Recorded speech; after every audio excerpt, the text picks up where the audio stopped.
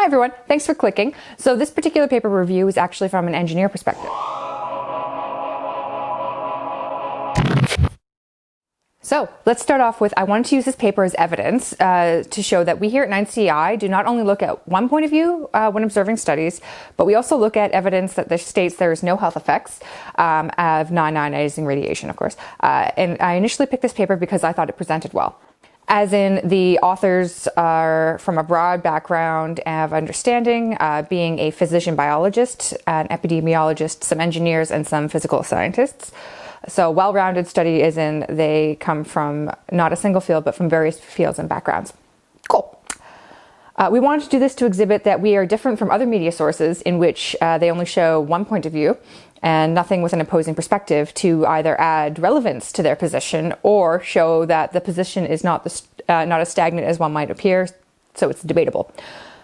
This paper is called the IEEE Committee on Man and Radiation, COMAR, Technical Information Statement, Health and Safety Issues Concerning Exposure of the General Public to Electromagnetic Energy from 5G Wireless Communication Networks by Bushberg et al.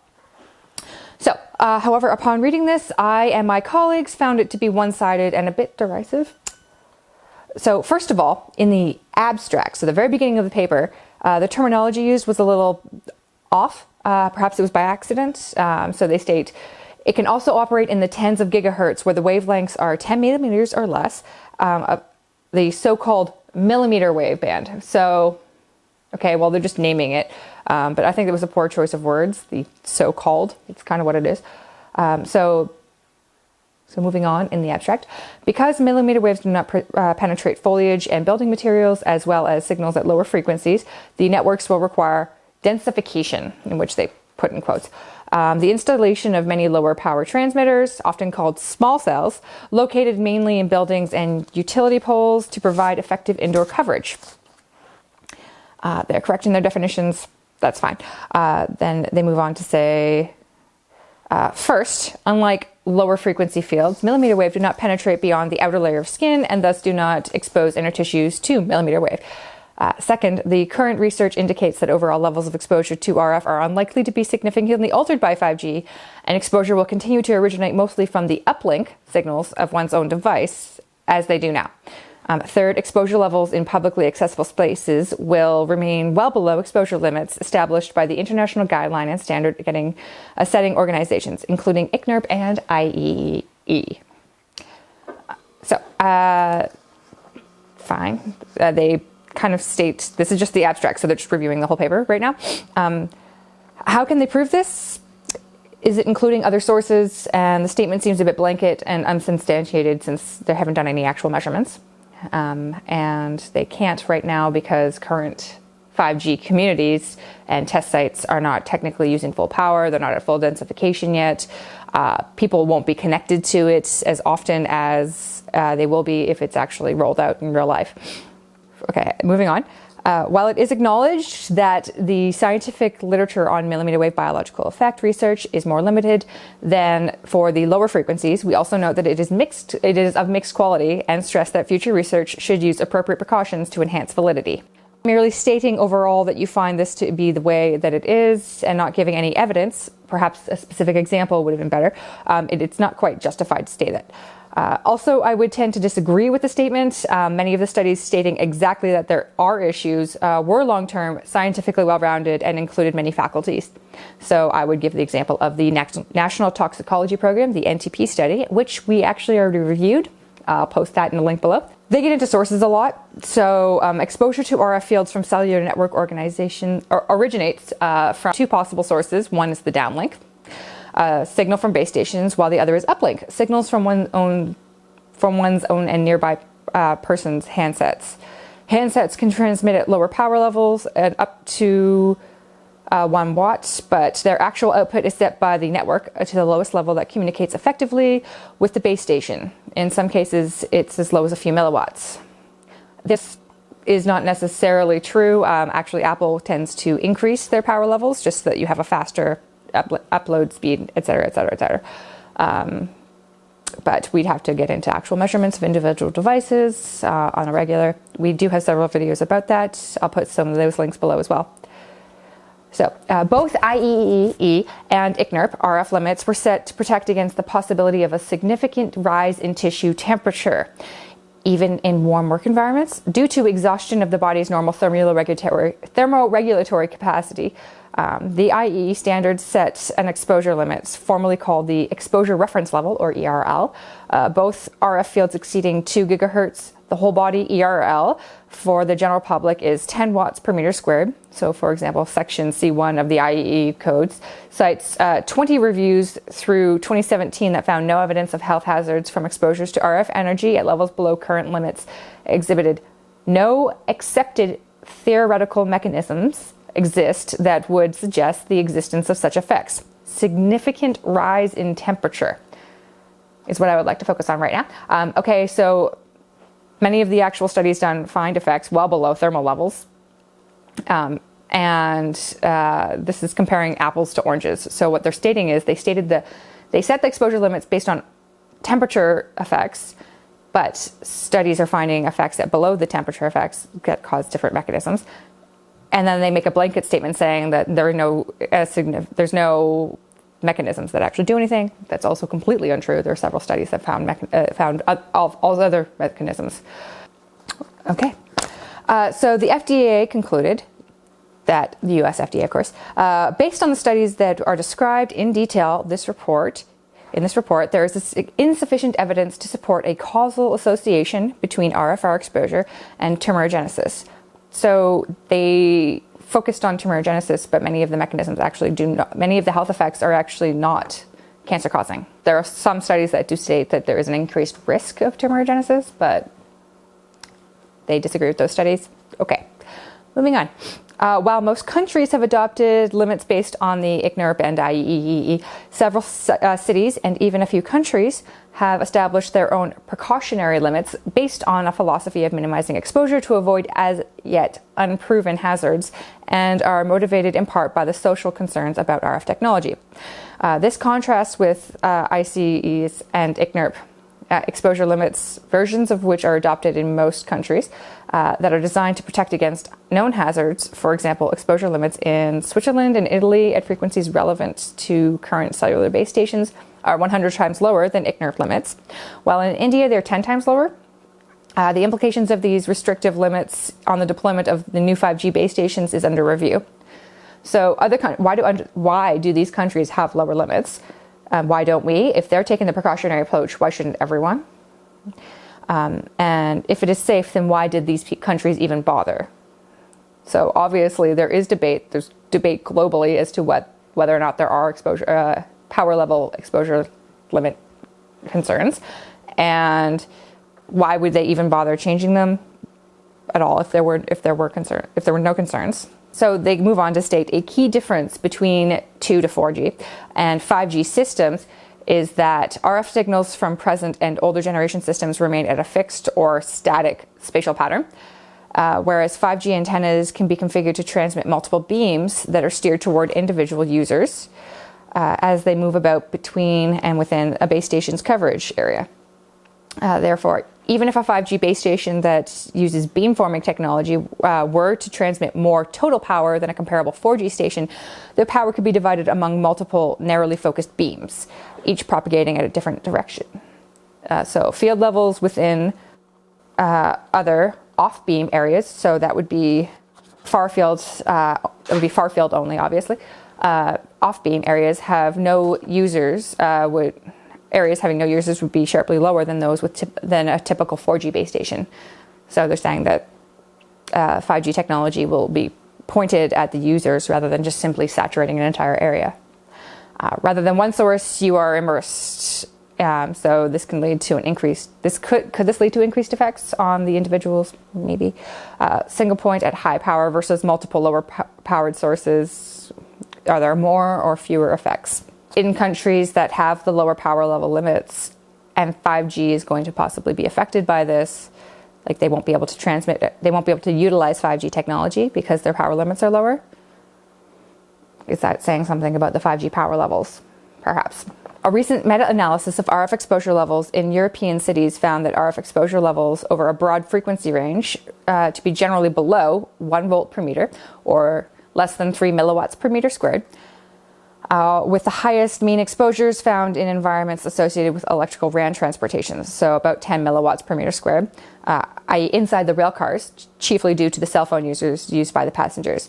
So Birx et al. Surveyed 529 children ages 8 to 18 and in 5 European countries, and reported a median RF exposure level from all sources to be about 75, with downlink exposures from base stations somewhat higher on average than uplink exposures. So if any of you wish to move to these places when the world opens up again, those countries are Denmark, Switzerland, Netherlands, Slovenia, and Spain, just in case you were curious. So far, no comprehensive surveys of environmental 5G signals have been conducted. There are a few 5G networks currently in operation, and those are largely demonstration projects, so transmitting at less than full capacity. So, like all RF energy, it is non-ionizing, and in that the photons have, so according to them, the photons have insufficient energy to eject an orbital electron, to break down chemical bonds, and to form free radicals, a potent source of damage of biological molecules, including DNA. So there are no 5G studies. Yeah, there are a few 5G studies, true, but there are several that are within the 5G frequency ranges. And it hasn't been, many of the studies were not conducted for long enough, or this technology has not been out long enough that we could actually do a long-term study. So we couldn't study it yet. That is why there is concern. So everyone agrees that we need to do more studies. But many of the studies currently in existence actually state that it does it does cause free radicals, and that's one of the major causes of harm in the biological mechanisms. But that's fine. Moving on. The penetration of RF energy in the body decreases with increasing frequency. True. So beyond about 3 to 4 gigahertz, the RF waves have a penetration depth of about less than 10 millimeters into the skin, and beyond the 20 to 30 gigahertz, the depth is less than 1 millimeter. This is not untrue, but the effects are not completed in that of nature. The studies that do exist are actually finding changes in the cellular communication networks, so leading to a cascade effects in the immune system, et cetera, et cetera, et cetera. Okay, moving on. Accordingly, the obvious potential hazards of exposure to millimeter waves are thermal damage to the skin and cornea. Makes sense. The most extensive studies that were designed explicitly to assess potential hazards of the millimeter waves were carried out in the late 1990s to early 2000s by a group called at Brooks Air Force Base in Texas. The Air Force supported one long-term cancer study using a well-established skin tumor model in mice with negative results. Done by Mason et al. In 2001. More recently, extensive studies on ocular damage for the millimeter wave exposure at high levels have been conducted by a group in Kanazawa, Japan. Both the IEEE and ICNIRP limits for occupational exposures above the 6 gigahertz were designed to limit increases in localized skin temperature to about 2 to 3 degrees Celsius in a continually exposed person. So questions about possible non-thermal, not heat-related, hazards have long been discussed, but neither the IEEE, ICNIRP, nor health agencies have considered the evidence for these to be persuasive at exposure levels below current limits. At sufficiently high intensities, millimeter waves may be particularly injurious to the lens of the eye and the cornea because they are avascular, so tons of blood vessels, with limited ability to dissipate thermal energy. These effects occur at power densities far in excess of the current safety standards. So after single 8-hour or 5 separate 4-hour exposures, damage to the exposed eyes in rabbits and monkeys was not observed. We tend to use our phones more than most studies actually study for. But moving on. The medical literature of the former Soviet Union and its former Warsaw Pact allies, so they did plenty of studies, and this literature is difficult to access by Western readers. Can't imagine why. The therapeutic use of millimeter wave remains experimental in the Western countries, but with limited research literature on the topic, and the prior Soviet results do not amount to a persuasive evidence for the hazards of millimeter wave exposures at levels below the current limits. To the therapeutic effects, there may actually be in existence evidence that states there are health effects at different power levels than currently in use. So the Warsaw Project again. But apparently it is not available globally. But if there are therapeutic methods still under review, this means that there is an effect. Again, they're kind of like counteracting their own thoughts on the subject. Moving on, one of their closing statements is, there does not seem to be a consistent relationship between the intensity, power density, exposure time, or frequency and the effects of the exposure. Everyone agrees on this one. Higher power densities do not cause more frequent responses. So there's no clear evidence for health effects of RF exposure in the frequency range they considered, and no clear explanation for the effects other than due to heating. However, there were too few studies that fulfilled the minimum quality criteria to allow for further conclusions. So no established evidence that low radio wave exposure from 5G and other wireless telecommunications can affect the immune system or cause any other long-term or short-term health effects. There is plenty of disagreement going on those statements. So they do state several things for that. They also self-reference a lot for that, for those statements. But moving on. So they have several gaps in the knowledge that we currently have, and they state these as being: there is a paucity, which means lack thereof, of well-done studies on high health-related effects on millimeter waves. The results of most studies in the literature are uncertain. Relevance to health, many of them have small sample subjects or a lack of elementary precautions to ensure reliability. Well-done studies to identify biological effects of millimeter waves of potential health significance are warranted. So they state that the studies currently in existence don't count because they are not repeatable. So they state that research should examine whether skin heating from such exposures at sufficiently high levels results in adverse biological effects that differ from those due to infrared heating. The thermal response of the body to millimeter wave exposures for extended times, so tens of minutes or longer, needs further study. Okay, I agree with the exposure for extended periods of time needs further study, but I don't think they need to be focusing on the thermal response. They probably won't find anything. So better experimental validation of these models is needed, as well as an assessment of inter and intra-subject variability in responses. Makes sense, because not everyone's going to be affected. That's why there's so much debate about this, because it's sporadic. And we haven't determined who will be affected. Further refinements in methodology are needed to assess exposure from 5G transmitters, both environmental exposure from base stations and local exposure from transmitters used close to the body. Okay, completely agree with that. We just need more studies, and they need to be more specific. So they state their conclusions. Though research efforts have begun, the effect of 5G networks on population exposures to RF signals has not been as thoroughly researched as have RF exposure at lower frequencies. True. However, we anticipate that in all cases, exposure levels will remain well below major international exposure limits, and that network operators will be aware of their obligations to maintain systems within compliance of operating parameters. That's a lot of faith you have.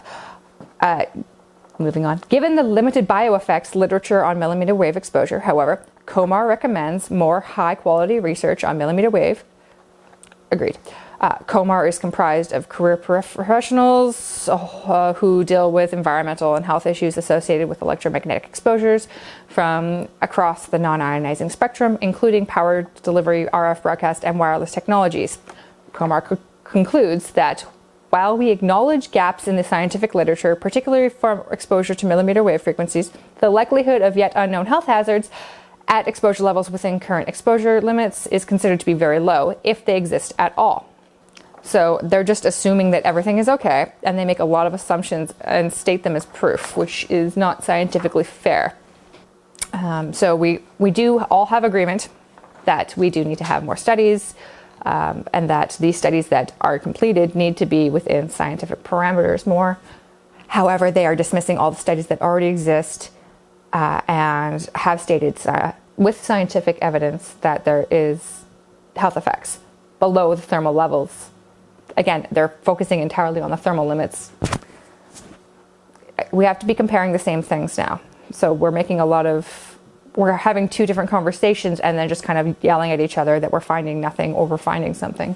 So if we could reach a consensus on that, that would be amazing. Anyways, thanks for sticking with us. Hope you enjoyed that. Don't forget to subscribe, and you can follow us on BitChute and LBRY as well. And stay safe out there. Thank you.